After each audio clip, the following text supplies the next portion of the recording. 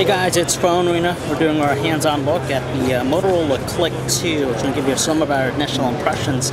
And it's going to be available for T-Mobile and follows similarly to the original Motorola CLIQ, just because it has that landscape sliding keyboard. But we're just going to give you a brief hardware tour.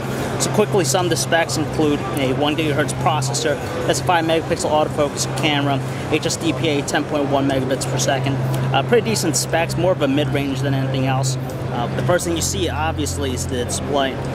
3.7-inch capacitive touchscreen.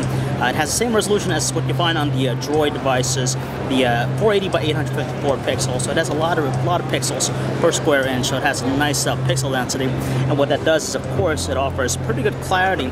Even the tiniest of text is going to be easy to make out. So you're not going to have any problems in reading that.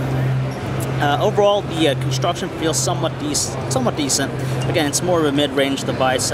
It sheds kind of most of the plastic roots of the original Motorola CLIQ, and does have some refinements such as the chrome bezel around the handset. It feels like a little bit more sturdy and less plasticky than anything else. But on the rear, it has a soft touch material on it, but has this pattern design. And you can see that there's the 5 megapixel autofocus camera with the flash. It's a little bit on the thicker side, obviously, but again, it has that landscape sliding keyboard. I'll show you that right here.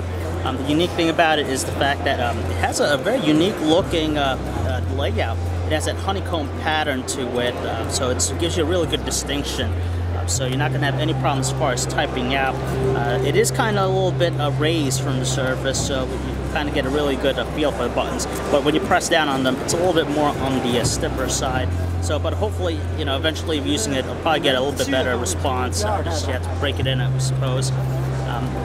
Aside from that, on the left-hand side, the only thing you have is just a micro USB port for charging, capacitive touch buttons on the front.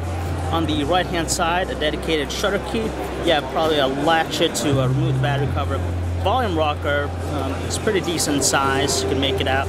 On top, you just have the power button, dedicated power button. A little bit difficult to make out. It's raised slightly. 3.5mm headset jack. And as we said, in the back, you have the 5 megapixel autofocus camera. It's decent. Again, mid-range handset. Great thing about it, of course, the keyboard. And has some, you know, nice specs all around, especially with the high-resolution display. So you're not going to have any problem using it.